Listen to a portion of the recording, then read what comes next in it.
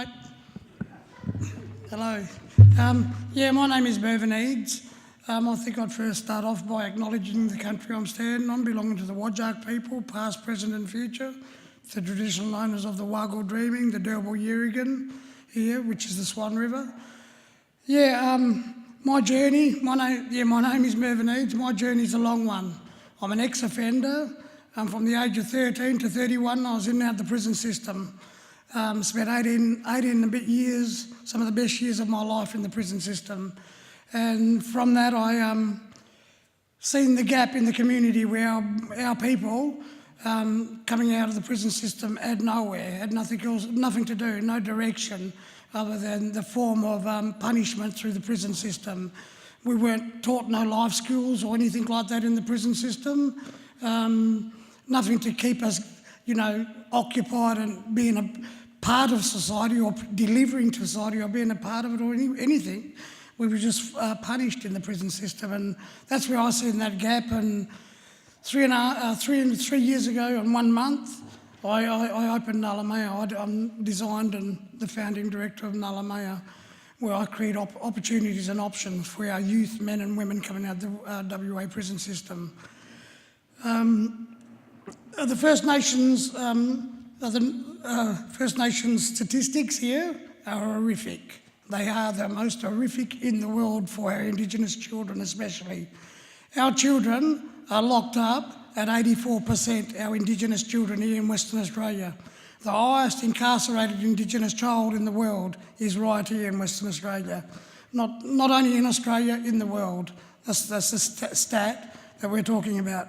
Our women are locked up at 60%, our men are locked up at 50%, of a population of less than 3%, which is a national disgrace. And, more should be done, more should have been done a long, long time ago about addressing this issue, which is very serious. And the ripples effect on community, on everyone's lives, the crimes and that, it affects everyone, non-Indigenous as well, as society and community as a whole. Lack of employment opportunities for inmates, lack of culturally appropriate support. That's what our boys and girls face. We don't have not too many services delivering to our people, where our people deliver to our people, because we have the solutions. We are the solution, and we have no barriers. When you talk about interaction and that, like non-Indigenous and everyone else has barriers when it comes to delivering to us. And no better people to deliver a service to our people than our people. And I strongly believe that. 2016, for the Ngalla project, I received the Eddie Mabo Human Rights Social Justice Award, the National Indigenous Award for Human Rights and Social Justice because of my program, Ngalla. 2017, I got the Dr. Yuripingu Human Rights Awards and Social Justice Award. The two of the 3 nationally recognised Indigenous awards in Australia. I've got 2 of them, 2016, 2017.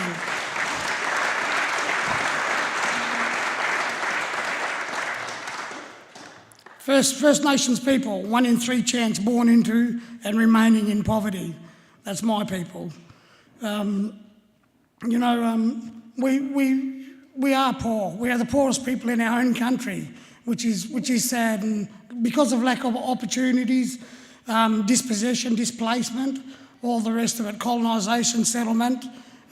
This is where we've found ourselves in society, and more needs to be done. And projects like this here, for our people to start delivering to our people, and donors and non-Indigenous and everyone else getting behind our projects. That's what we need. And also at a government level, state government and federal government, they all need to get behind our projects where our people are delivering to our people. Joined to the Ngalla program, I've got 2 designs: the prison to community, where I deliver, get our boys upon post-release and pre-release. I engage with them 3 months prior to them coming out, letting them know of our program. We go into the prisons right across all the 7 prisons in Perth here, and Albany, Bunbury and Greenock and and we're looking at Kalgoorlie now. And we let our people know that we have a service for them, and when they come out, they could come to us and we'll get them trained up. Our training centre, our main training centre here is in Bibra Lakes, out here in Fremantle area. STES training, they deliver most of our training. And, you know, we've got some success, huge success stories coming out of there.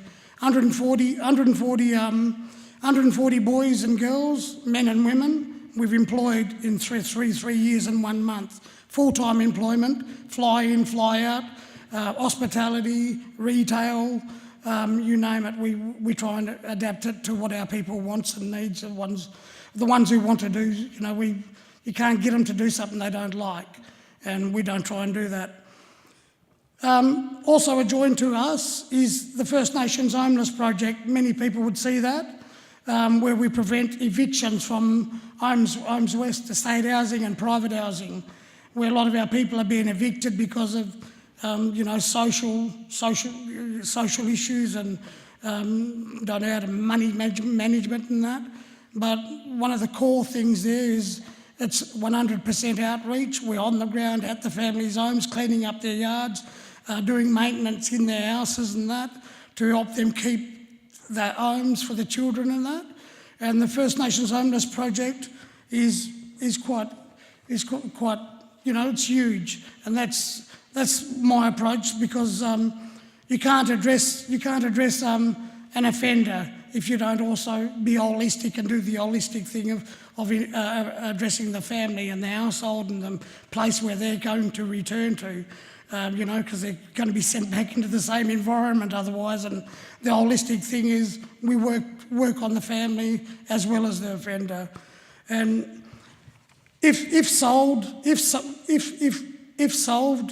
we reduce the incarceration rates and build stronger family units. Families stay housed, and the ripple effect, safer societies and communities. Everyone in this room will be safer if we could reduce the incarceration rate.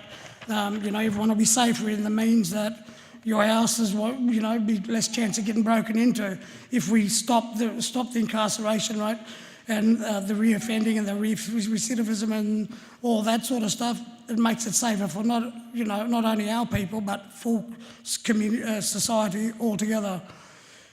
Ngallamaya's solutions to these problems is 2 programs, which I explained: the First Nations Homeless Project and the Prison to Community, the reintegration program that we have within Ngalla to stop the recidivism and the reoffending behavioural patterns.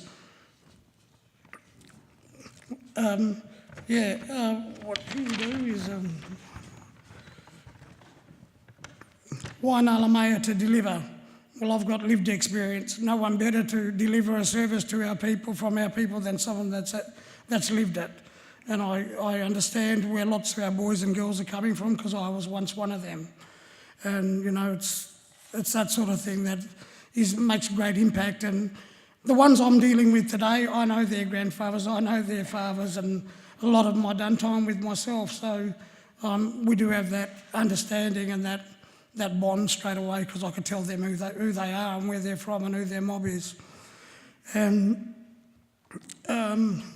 lived experience involved in prison reform, culturally appropriate, work with agencies.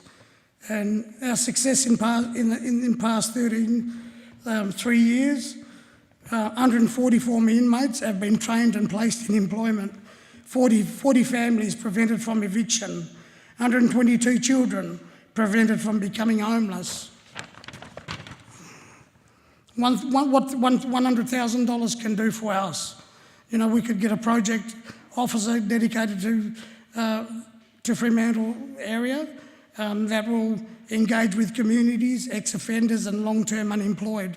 We'll work with 50, our objection will be to work with 50 plus former inmates, providing training and employment opportunities, 20 plus families, receive outreach support, strengthen relationship with other Fremantle organisations, creating lasting partnerships. To go on about our program, some of the boys and girls that we've handled and dealt with are some of the most serious re-offenders in Western Australia. We've got boys that's done, they're 42 years old, but they've done 21 and a half years jail, in and out all their lives. They don't know nothing else but incarceration. No one's ever helped them to create the opportunities and options that they should have had. And when we talk about breaking the cycle, well, we've got to break the trend with the mums and dads and the older ones, and and we still address the youth. The youth needs addressing, but in a far bigger way than it is at the moment. Crime, the criminal behaviour. I say it all across Australia because I do these speeches right across the country. I am the lead, whatever they call it. I am the expert, they tell me, on incarceration. But my people's crimes are not of want. My people need to do the crimes to live, to survive. You know what I mean? They're crimes of need, not of want. And a lot of people don't understand that. They just say, oh yeah, they're so lost and whatever. They just want to do this, want to break into that. But why? Because our people have never been given the opportunities. For instance, my grandmother, which is only 2 generations away from me, she wasn't allowed to be educated. She went to school for 1 day, and the farmers from the local area came in and said, we don't want no niggers learning in the school with our kids. So only over 50-something years ago, our people were started to be allowed to be educated, here in this country. And, the realism of it is we have been left behind in a huge way. And for Impact100 and for everyone, the donors and all that, to get behind some organisations that are delivering to our people, that's great. It's terrific, and it's great to see the non-Indigenous and the multicultural people giving to our people, because we've had everything taken from us. Thank you.